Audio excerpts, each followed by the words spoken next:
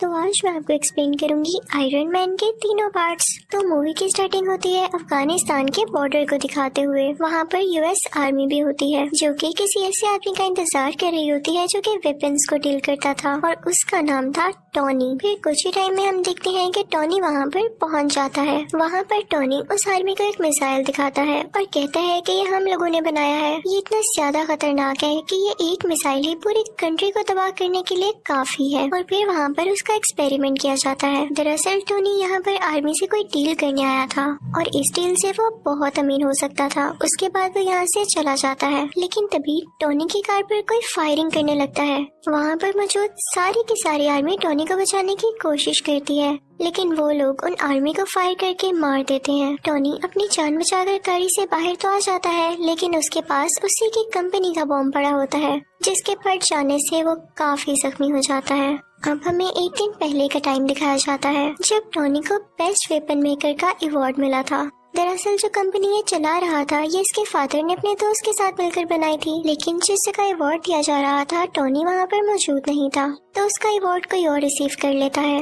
अब अगर टोनी वहाँ पर नहीं था तो वो कहाँ पर था? वो था एक कैसीनो में। वहाँ पर वो आदमी आता है जिसने टोनी का अवार्ड लिया था। वो उसे उसका अवार्ड देता है तो वो कहता है कि यार मैं इसे कहाँ रखूंगा, मेरे घर में तो जगह ही नहीं है। वो अवार्ड वो लोगों को देकर वहाँ से चला जाता है। तभी वहाँ पर एक रिपोर्टर आती है और टोनी से कहती है कि क्या आप सेटिस्फाई हैं, क्या आप नए नए वेपन्स बना रहे हैं और वो इतने खतरनाक हैं कि किसी की भी जान ले सकते हैं, बल्कि पूरी कंट्री डिस्ट्रॉय कर सकते हैं। तो टोनी कहता है कि हाँ मैं सेटिस्फाई हूँ, क्योंकि अगर हम वेपन्स ना बनाएं तो लोग हमें ही मार डालेंगे। उसके बाद ये दोनों कुछ टाइम साथ स्पेंड करते हैं और फिर टोनी को बताया जाता है कि उसकी अफगानिस्तान के लिए फ्लाइट है और टोनी अपने प्राइवेट जेट से होता हुआ अफगानिस्तान आ जाता है। अब सीन शिफ्ट होता है प्रेजेंट टाइम की तरफ, जब टोनी बेहोश है और एक बैटरी से कनेक्टेड है। जब उसे होश आता है तो वह देख के काफी हैरान होता है कि मेरे साथ बैटरीज क्यों लगी हुई हैं। वो होश में आकर अपने साथ खड़े आदमी से पूछता है कि मेरे साथ ये क्या हो रहा है। तो वो आदमी उसे बताता है कि जब तुम्हारे साथ वो बॉम्ब एक्सप्लोड हुआ तो उसके कई पीसेस तुम्हारी बॉडी के अंदर चले गए। वो इतने छोटे पीसेस थे कि हम उनको बाहर नहीं निकाल सकते थे। अब इसका एक ही हल था कि हम उन पीसेस को तुम्हारे दिल के पास जाने से रोक सकें। तो इस वजह से हम ये इलेक्ट्रोमैग्नेटिक वेव्स यूज कर रहे हैं। तो तुम्हें घबराने की कोई जरूरत नहीं है। हमें पता चलता है कि टोनी को टेररिस्ट ने किडनैप कर रखा है और तभी वहाँ पर उन टेररिस्ट का लीडर आता है। वो टोनी से कहता है कि जानते हो मैंने तुम्हें किडनैप करके यहाँ पर क्यों बुलाया? मुझे तुम्हारा बनाया गया मिसाइल काफी पसंद आया और जैसा कि तुम जानते हो कि यूएस आर्मी ने हमारे बॉर्डर पर कब्जा कर रखा है, तो मैं चाहता हूँ कि सेम मिसाइल तुम हमारे लिए भी बनाओ और बस जैसे ही तुम मुझे मिसाइल दे दोगे तो मैं उन पर अटैक करके तुम्हें छोड़ दूंगा। तो टोनी कहता है कि हरगिज नहीं, ये तुम्हारी भूल है। तो टोनी के साथ खड़ा हुआ आदमी उसे कहता है कि नहीं ऐसा नहीं करो, तुम्हारे पास इसके अलावा और कोई सोल्यूशन नहीं है, क्योंकि ये एक ऐसा इलाका है जहाँ तुम्हारे साथी इवन आर्मी भी नहीं तुम्हें ढूंढ सकती। अब ये आदमी था कौन? दरअसल ये आदमी भी वेपन्स बनाया करता था और इन्हें भी यही लोग लेकर आए थे यहाँ पर। अब टोनी और वो डिसाइड करने लगते हैं कि यहाँ से बाहर कैसे निकला जाए। हालांकि यहाँ से बाहर जाना लग तो इम्पॉसिबल रहा था, लेकिन वो फिर भी ट्राई करना चाहते थे।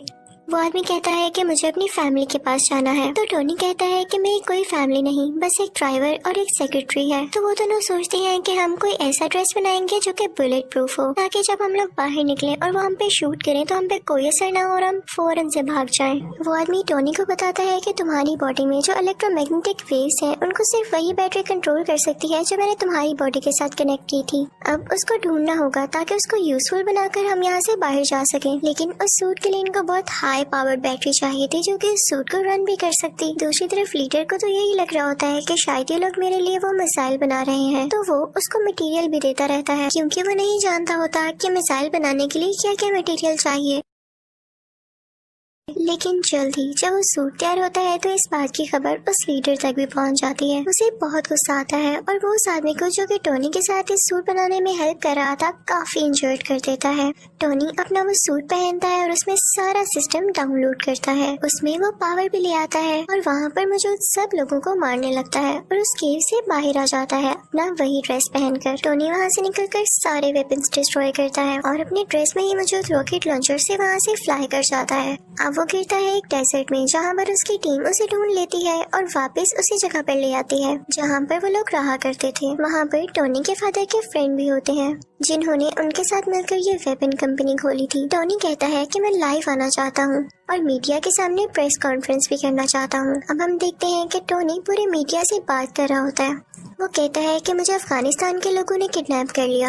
उन्होंने मुझसे डिमांड की कि मैं उनको भी वेपन्स बना कर दूं। मैंने ये सोचा है कि मेरे वेपन्स इतनी प्रॉब्लम्स क्रिएट कर रहे हैं और वो लोग भी मेरे वेपन्स को हासिल करके जंग करना चाहते हैं, वॉर करना चाहते हैं और मैं ये सब नहीं चाहता, इसलिए मैं अपनी कंपनी बंद कर रहा हूँ। और एटलीस्ट अगर कंपनी बंद ना भी की तो मैं ऐसे वेपन्स कभी नहीं बनाने वाला। तो वो आदमी जो टोनी के फादर का फ्रेंड था वो सारे लोगों से कहता है कि नहीं नहीं, ऐसी बात नहीं है। टोनी बेचारा अभी अपनी जान बचा कर आया है और ये सेंसेस में नहीं है। ये भी उदास है, इसलिए बहकी बहकी बातें कर रहा है, ऐसा कुछ नहीं होने वाला। टोनी वहाँ से चला जाता है और वो आदमी भी टोनी के पीछे पीछे आता है। वो टोनी से कहता है कि आखिर हुआ क्या, तुम अफगानिस्तान से कैसे बचकर निकले और तुम्हें उन लोगों ने क्यों किडनैप किया था। तो टोनी उसे सारी बात बता देता है और ये भी बताता है कि मैंने एक आयरन सूट बनाया था जिसकी हेल्प से मैं बाहर निकला, क्या तुम भी देखना चाहोगे। तो वो आदमी कहता है कि हाँ हाँ क्यों नहीं। तो टोनी अपनी शर्ट खोलता है और अपनी चेस्ट पर वो दिखाता है, यानी उस आयरन सूट का कुछ हिस्सा। वो आदमी ये चीज देख के कहता है कि ये तो लाजवाब है, हमें इस पर और काम करना चाहिए और पूरी दुनिया के सामने लाना चाहिए। हम इससे काफी अमीर हो सकते हैं और इससे हमें काफी प्रोग्रेस मिल सकती है। लेकिन टोनी नहीं मानता और फिर जाता है अपनी सेक्रेटरी के पास। वो उससे कहता है कि मेरी चेस्ट में जो टूल लगा हुआ है मैंने इससे ज्यादा एडवांस टूल बना लिया है, उसे प्लीज उसके साथ चेंज कर दो। तो वो लड़की टोनी से पूछती है कि ये क्या करता है। तो टोनी उसे बताता है कि मेरी बॉडी में कुछ मेटल पीसीज हैं, ये उनको मेरे दिल तक जाने से रोकता है और मेरी बॉडी में और ज्यादा पावर और एनर्जी बनाता है। दूसरी तरफ डेजर्ट में उन अफगानिस्तान के टेररिस्ट को उस सूट के कुछ पार्ट्स मिल जाते हैं जिसे वो लोग जोड़कर पता लगा लेते हैं कि असल में चीज क्या है। और उधर टोनी भी एक नए ड्रेस बनाने की कोशिश में होता है। उसने उस ड्रेस में और ज्यादा अच्छे रॉकेट लॉन्चर्स लगा रखे थे जो उसे उड़ने में मदद देने वाले थे। अब वो अपनी ड्रेस में लगे सिस्टम को ऑर्डर देता है कि मुझे और ऊपर उड़ाओ, लेकिन जब वो काफी ज्यादा ऊपर पहुंच जाता है तो उसके ड्रेस में बर्फ जमने लगती है सर्दी की वजह से और उसके सिस्टम में एरर आ जाता है और वो नीचे आकर गिरता है। जैसे ही वो नीचे आ रहा होता है तो अपने सिस्टम को दोबारा से ऑर्डर देता है क्योंकि अब उस पर से बर्फ मेल्ट हो रही थी और वो दोबारा से उड़ जाता है। फिर घर आकर वो उस ड्रेस में कुछ चेंजेस करता है ताकि ज्यादा ऊंचाई पर जाने में वो ड्रेस ना जमे। और टेबल पर उसकी सेक्रेटरी ने उस पुराने टूल पर कुछ लिख के उसके लिए रखा होता है जिसे देख के वो काफी खुश होता है। फिर शाम को हम देखते हैं कि टोनी एक पार्टी में जाता है जहाँ पर उसकी सेक्रेटरी भी होती है। वो दोनों साथ टाइम स्पेंड करते हैं, डांस करते हैं और काफी एंजॉय करते हैं कि तभी वहीं पर वो रिपोर्टर आ जाती है जिसने उससे कुछ क्वेश्चंस किए थे। वो कहती है कि जो मिसाइल तुमने अफगानिस्तान में दिखाया उस जैसे कई मिसाइल अब अफगानिस्तान खुद बना रहा है और मुझे नहीं लगता कि ये तुम्हारी परमिशन से हो रहा है या तुमने ऐसा कुछ करने को कहा है। टोनी एकदम बहुत गुस्से में आ जाता है और उसे लगता है कि हो ना हो ये काम उसी आदमी का है जो कि उसके फादर का दोस्त था, यानी उस कंपनी का शेयर पार्टनर। टोनी सीधा उस आदमी के पास जाता है और उससे पूछता है क्या वाकई में तुमने वो मिसाइल वहाँ पर भेजा है। तो वो कहता है कि हाँ मुझे ऐसा करना पड़ा। तो टोनी कहता है क्या तुम्हें पता भी है वहाँ पर जो टेररिस्ट है वो लोगों को कितना मार रहे हैं और तुमने उन्हीं टेररिस्ट की मदद कर दी, हमारी कंपनी ऐसे काम नहीं करती। लेकिन वो उसकी एक नहीं सुनता। फिर टोनी घर आ जाता है और खुद ही कुछ करने का ट्राई करता है। टोनी अपने ड्रेस को बहुत एडवांस बना लेता है। उसमें उसने हर तरह की टेक्नोलॉजी यूज कर दी थी जो कि फायर भी कर सकती थी और छोटे छोटे रॉकेट्स भी शूट कर सकती थी। टोनी फौरन से वो ड्रेस पहनकर अफगानिस्तान जाता है। वहाँ पर जाकर वो सब आदमियों से लड़ता है, इवन उन टेररिस्ट के लीडर से भी, और फिर अपने ड्रेस से एक छोटा सा रॉकेट वहाँ पर छोड़ता है जिससे वो जगह डिस्ट्रॉय हो जाती है। वहाँ की एयरफोर्स को भी पता चल जाता है कि यहाँ पर कोई एक्सप्लोजन हुआ है, लेकिन वो आयरन मैन को ढूंढ ही नहीं पाते। फिर टोनी अपने उस दोस्त को कॉल करता है जो कि इसे अवार्ड देने कैसीनो आया था। वो अपने दोस्त से कहता है कि मैं ही हूँ जिसने ये सारा ब्लास्ट किया है, तो प्लीज तुम इस मैटर का ख्याल रख लेना। फिर जब उसे पूछा जाता है कि ये अटैक किसने किए तो वो कहता है कि हो सकता है कई दुश्मनों ने मिलकर ये अटैक किया हो, यानी वो ये बात टोनी पर नहीं आने देता। अब जब टोनी के फादर का दोस्त ये बात सुनता है तो उसे बड़ी हैरानी होती है कि ऐसे कोई अटैक करके गायब हो सकता है। वो फौरन से अफगानिस्तान जाता है और वहाँ के टेररिस्ट से बात करता है। तो वो टेररिस्ट कहते हैं कि हम जान चुके हैं कि काम किसका है, लेकिन हम तब तक खामोश हैं जब तक हम पूरी बात का न पता लगा लें। ये आयरन मैन ही है, क्योंकि हमें डेजर्ट से उसके ड्रेस के कुछ पार्ट्स मिले हैं। वो टेररिस्ट उस आदमी से कहते हैं कि अगर तुम हम लोगों को पैसे दे दो तो मैं सूट का डिजाइन तुम्हें बता सकता हूँ।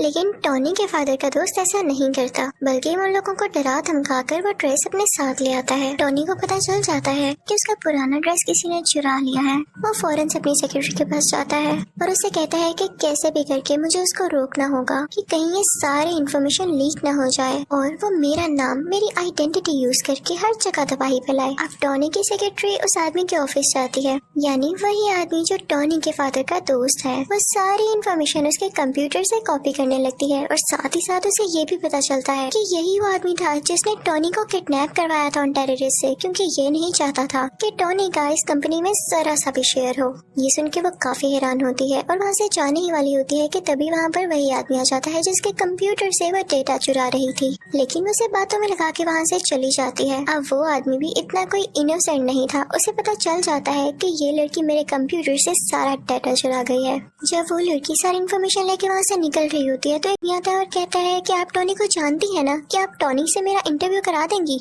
मुझे उससे कुछ सवालात पूछने हैं, कुछ क्वेश्चनिंग करनी है। और दूसरी तरफ टॉनी के फादर के फ्रेंड को भी अजीब अजीब फील हो रहा होता है, क्योंकि वो जानता था कि टॉनी अब कितना पावरफुल है और उसे पता चल चुका है कि इस सारी गेम के पीछे मेरा ही हाथ है। उस आदमी ने कुछ साइंटिस्ट को ऑर्डर दिया होता है वही टूल बनाने के लिए जो कि टॉनी की चेस्ट में था, लेकिन हैरानी वाली बात यह है कि जो टूल ये बनवा रहा था उसका साइज काफी बड़ा था, लेकिन उसको कंप्लीट होने में भी टाइम था। तो ये जाता है टॉनी के घर काफी गुस्से में।